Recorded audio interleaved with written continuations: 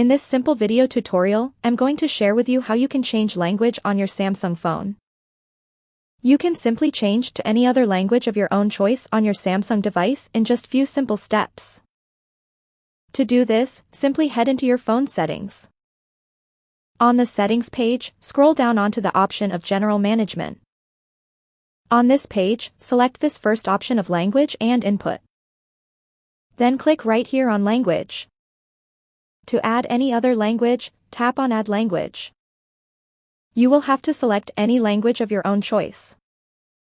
When your selected language is added successfully, you can at any time select it as your device language. Tap on Apply and your system settings will get changed to the chosen language.